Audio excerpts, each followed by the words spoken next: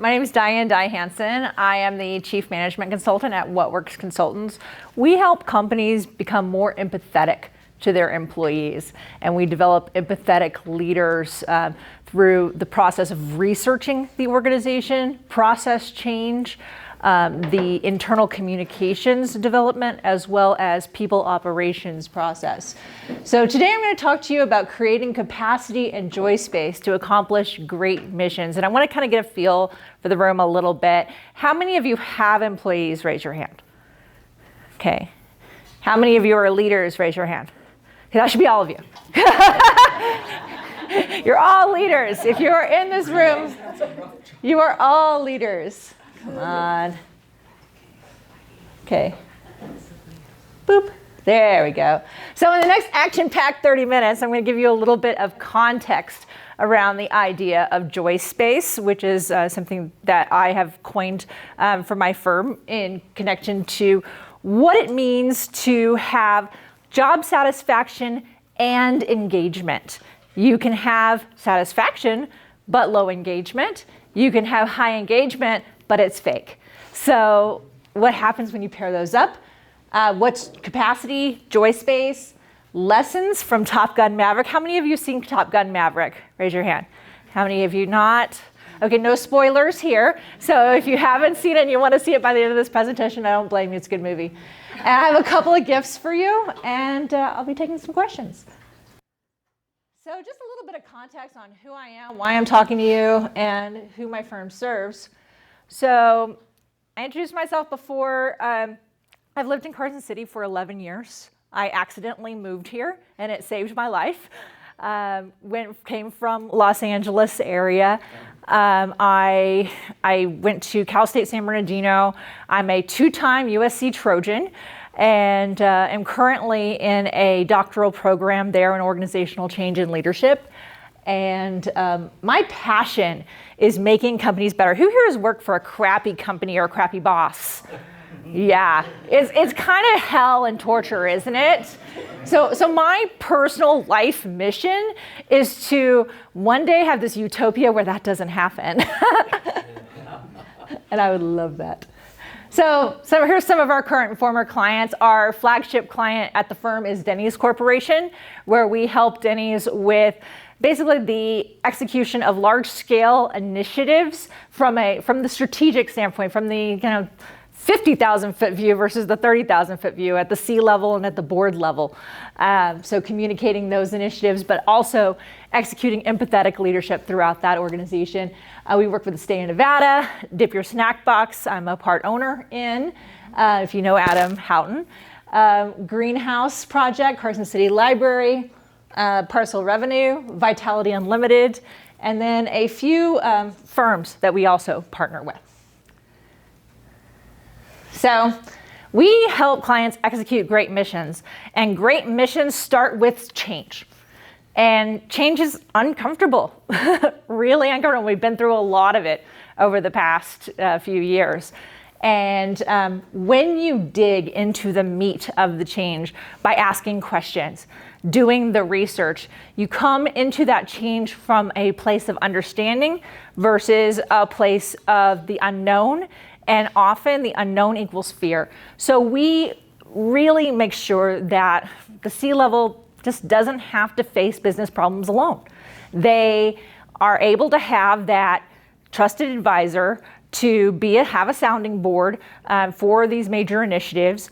And we help them articulate to their boards, articulate down through the organization, and do so in an empathetic way, utilizing all of these lenses.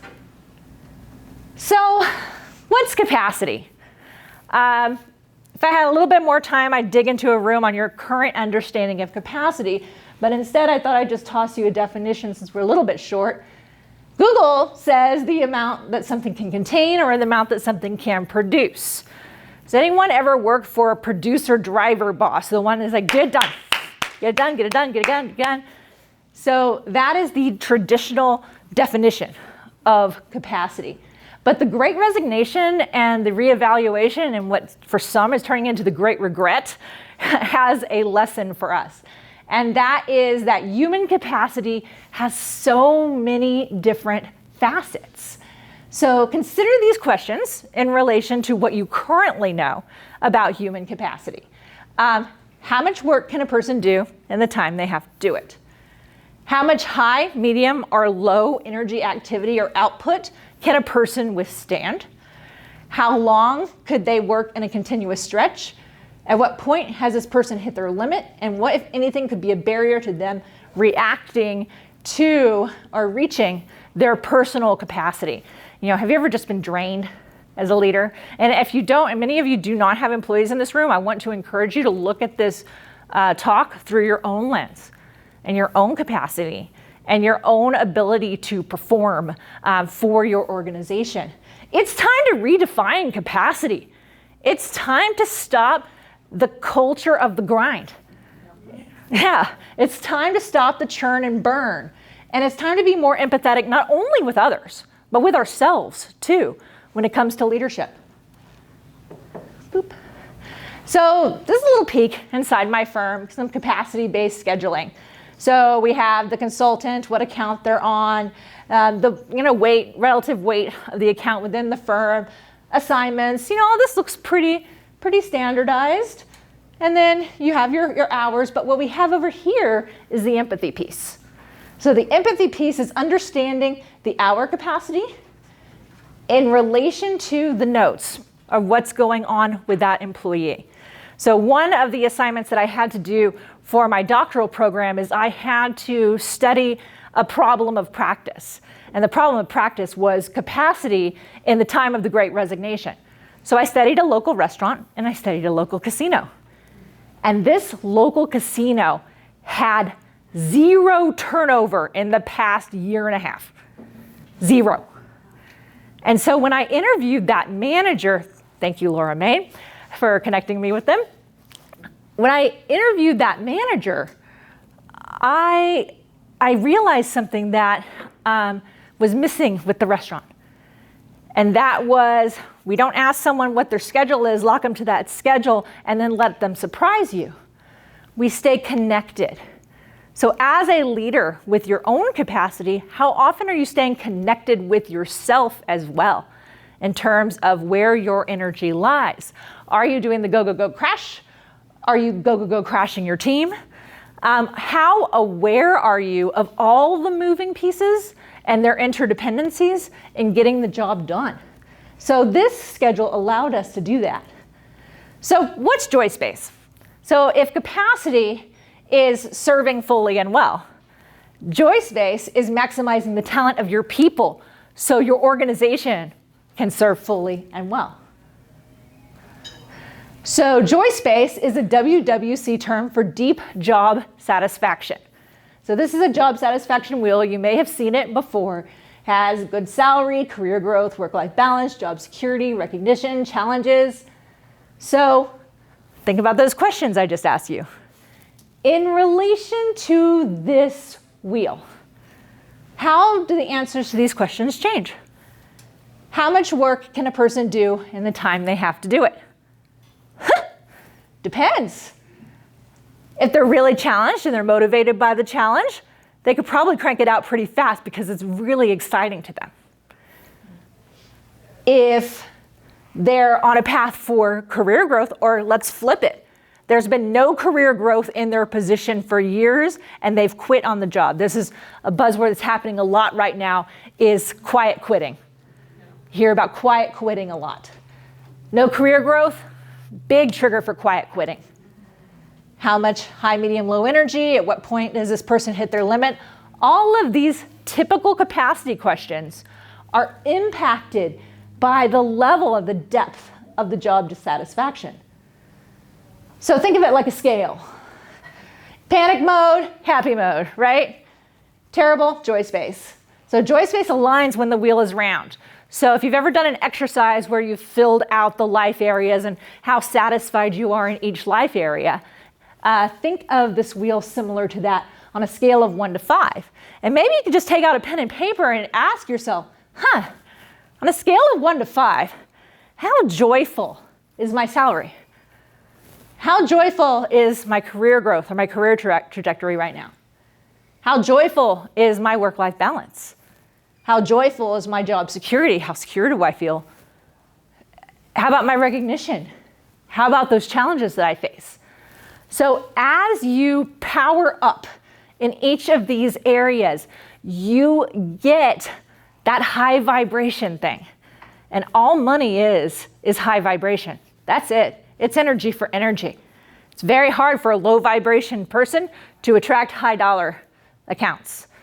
So when you raise your joy space, you raise your vibration, you raise your productivity, you raise your culture in your team, you raise basically the water that lifts the entire boat.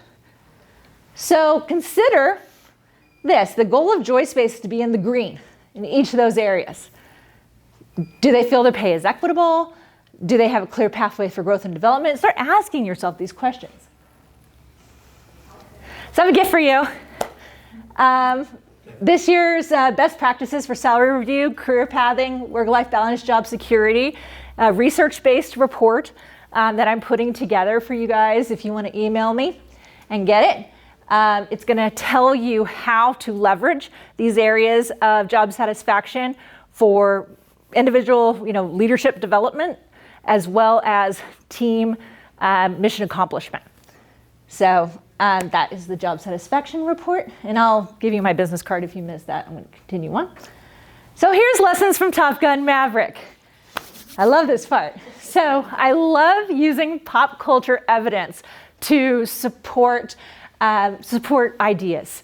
This idea of capacity, joy space, and how to execute great missions is just rife throughout this movie. And it's very, very cool. So just in case you need a refresher. No, there's no security concern. Yes, continue. Please. Come on. You said please. I did. I had to say please.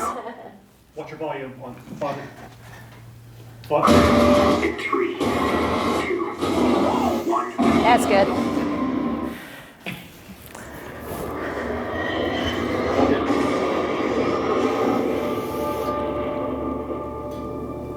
What do we have here? Here I thought we were special. Fellas, this here's Bagman. Hangman. Whatever. What kind of mission is this?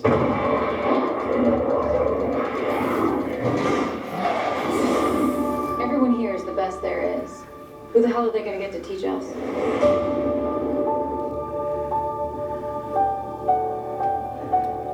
Captain Pete Maverick Mitchell. Let me be perfectly blunt. You were not my first choice. You were here at the request of Admiral Kazansky, a.k.a. Iceman. He seems to think that you have something left to offer the Navy. What that is, I can't imagine. With all due respect, sir, I'm not a teacher. Just want to manage expectations.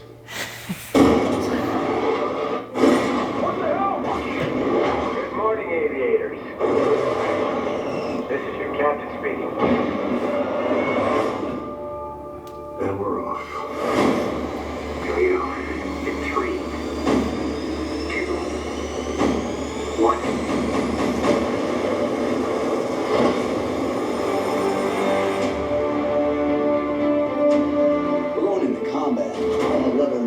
Pilot's ever seen. Not even him. You think up there you're dead. Believe me.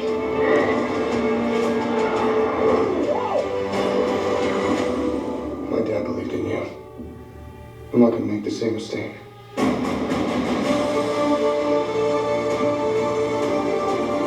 is that coming back from this? Those are your pilots. Anything happens to them.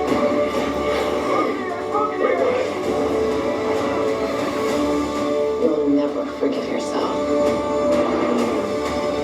No turning back now.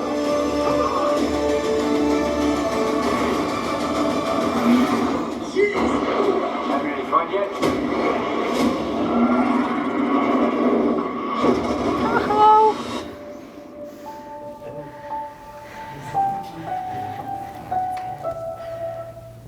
All right. Let us stop that. Cancel. Go away. Thank you.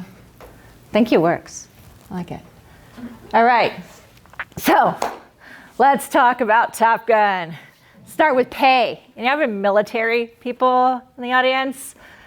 Okay, so what happens when you refuse to promote? What happens to your pay? Stays the same or they force you out? Yep, stay the same, force you out. Okay, so still a captain, Maverick? Maverick's been in a long time, still a captain. Why do you think Maverick is still a captain in relation to his pay grade? Anyone can answer. Still do what he wants. Yeah, he can still do what he wants. The pay is worth the joy he gets out of the role. He says, I'm not a teacher, I'm a pilot.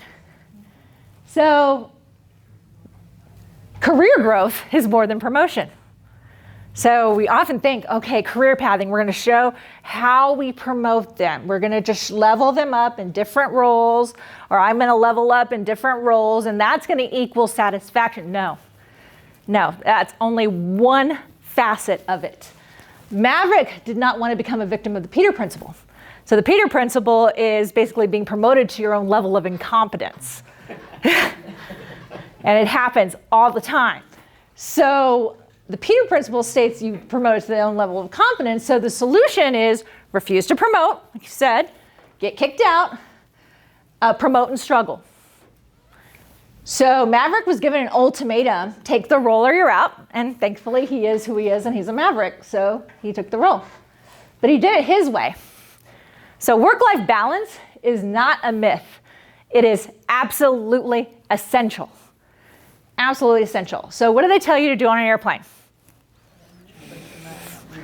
Yes, put your mask on first, then help others. So this is the difference between work-life balance and celebrated work-life balance. It's the difference between, dang, okay, fine, I'll put my mask on. And yeah, all right, here you go.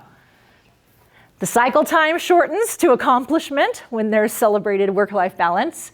There's more refreshment, there's more certainty. How is balance illustrated in Top Gun Maverick? Unwinding at the bar, Maverick was wrenching on his plane. There's the joy of riding a motorcycle. And yes, Maverick even managed to date, even in the face of a life or death training. Oh my God, you mean life doesn't stop when we're doing big things? No, it shouldn't. But for many of us, it does. Job security. Maverick didn't care about his own job security. He's like, fine, force me out. I don't care, I'm done. I'll retire at the top of my game, I'm good. But his students did. His students were there. And so when you think about leadership versus team, you might be at the end of your career. You might be of that boomer generation where you're at the tail end of your career looking for purpose. And looking at the other generations, they might have different motivations, and different generations do. And part of my report actually is generational grids showing how to understand the different generations. But although Maverick didn't care about his job security, his employees did. But the biggest mistake a leader can ever make is say, perform or you're out. Anyone ever been told that here in this room? Perform or you're out? No, I have. And it's the biggest demotivator, isn't it? Because you perform, but you resent. So the tie is different because Maverick said, I'll show you in a way that's very uncommon. I didn't get that right, push-ups. You didn't do that right? Here's something else that's gonna help you learn. Here's something else that's gonna help you learn. Here's tools. So part of empathetic leadership is recognizing the current state, understanding the ideal state, and developing communication and process and empathy to close the gap. And in a lot of leadership situations, often one of those things is missing. There's no communication, there's no process, or there's no empathy. Employees, when they're told perform or quit, they will continue to work and put on the bare minimum. They will speak to other employees about the threat and create morale problems, culture problems within the organization. Simply quit. It is an employee's job market after all, and opportunity is all around us. Or leave a bad review, and this is the biggest one. I was helping one of our clients with a screening for an executive position, and the first thing she said when I said, well, what drew you to this role? She said, well, at first it's because the recruiter came after me, but the second one, I went on Glassdoor and you have amazing reviews for this company. Poor reviews for an organization are often a huge sign of internal distress. So that's a huge indicator that something is off. Companies that don't collect exit interviews, their executives are missing a massive piece of essential data. Recognition is its own reward. No spoilers here, but let's just say Maverick has all those medals for a reason. And those medals, even though he topped out at captain, he kept racking up the medals. Capped out in pay. Still rising in the recognition.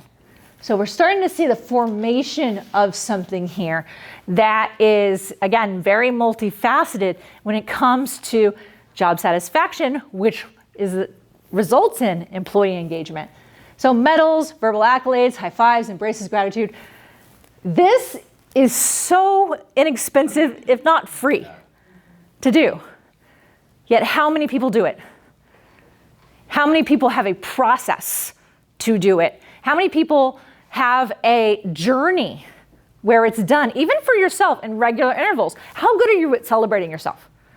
Ask yourself that as a leader. How good am I at celebrating myself? Because what you focus on increases. And if what you're focusing on is what's not right, what's not working, guess what? You're going to get more of that. Energy goes where attention flows. And when you do that for your employees, you get the best out of them. Bottom line benefits is joy space is when it's more than value for value in the dollar sense. There's a total reward or a complete value in working for you that you need to understand to retain your employees or to retain yourself and stop your personal burnout. Extremely high levels of satisfaction increase capacity, productivity, leadership effectiveness, customer satisfaction, and guess what? It shows in the balance sheet too. It all connects. It all connects. I am done with the days of HR being considered a cost center for the company, something they have to do to mitigate risk. That is a huge, huge systemic problem, because what happens then is, what happens? What happens if human resources falls apart? What happens to the company? You can have the best product, you can have the best marketing, you can have the best service. What happens to the company? Anyone venture a guess? Dies, dead. Yep, falls apart. So this is critical. This is absolutely critical and is often overlooked. So Maverick and his students loved a challenge. There are Mavericks in every single one of us, and a goal is nothing without a way to win. So I'm going to ask you today, how do you challenge yourself and your leaders to win? You need to make everyone a leader through ownership. Again, having a process for ownership. Talks like this will probably last as long as you leave the room, unless you create ownership and a process and communication around it. Otherwise, it's just another thing you heard today. So to make these things stick, they have to be actionable. They have to be rooted in a real sense of urgency and follow a change process. If you're interested in change, John Cotter's work on change management is excellent. Our Iceberg is Melting is a very short book, super cute, about penguins who basically need to get off an iceberg because their iceberg is melting. So how many of us have icebergs that are just melting right now? So here's the challenge. Increase your revenue by increasing capacity. Before this talk, you may have thought capacity was how much time I have, or how many people I have, or what is possible within a 24-hour period, knowing that we all have the same 24 hours a day. So I'd like to challenge you to increase capacity by maximizing joy space. And ask yourself every day, how can I increase capacity, maximize joy space, and accomplish more missions this month? Make it very actionable. And once you make it actionable, you accomplish the goal. So just an offer. I would love you to reach out to me if you need help. There's no link to click below because this is my webinar, but please do contact me if I can help you in any way. Thank you. Thank you very much.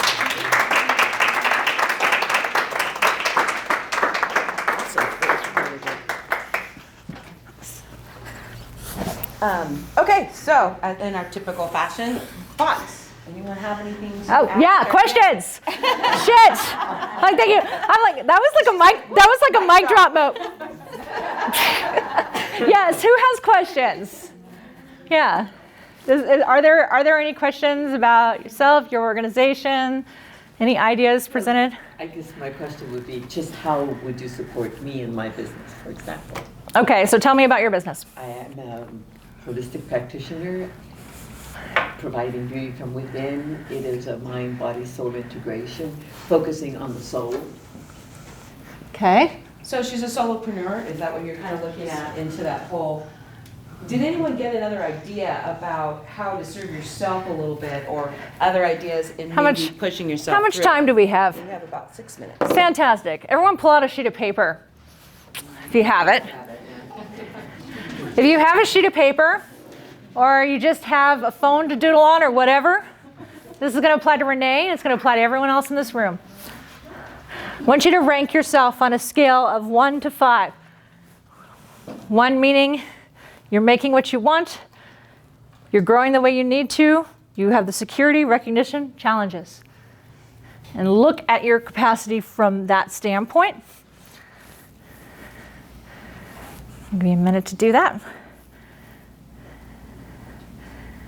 Could you say those again slow for the people? Sure. Here's a little bit of better contrast to it too. I think that one might be better. Just go around the circle again. Salary, career growth, work-life balance, job security,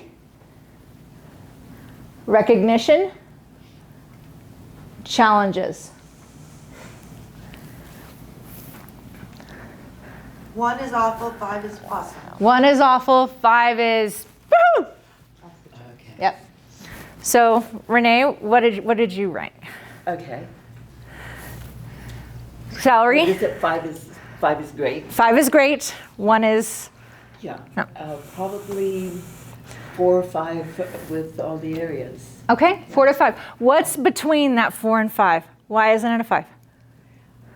The promotion, you see, Mm-hmm. the getting my name out. Okay. What is your challenge with promotion? It's the phrasing itself. You see, it's more than what I delivered, with a first presentation with an elevator. Yeah. Pardon me? Mm-hmm. Yeah.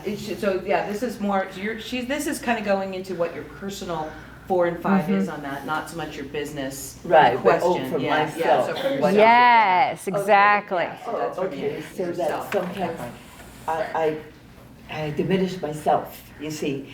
I feel like I'm arrogant or boasting if I put it all out, She self-promotes. Okay. if I self-promote. Okay. So that's really, really interesting because you have a career growth area here. Exactly. You have an area. When I do speak, it never fails. You see. Yeah. I do attract the right person or people who are going to be working with me. And it's a very specific kind of attraction, you see. So I'm very happy. I've been doing what I do for 41 years. So essentially, I know I'm providing something that is not common. And I do speak, to people who will hear my message on another level. But inside, so I think this is a really good lesson.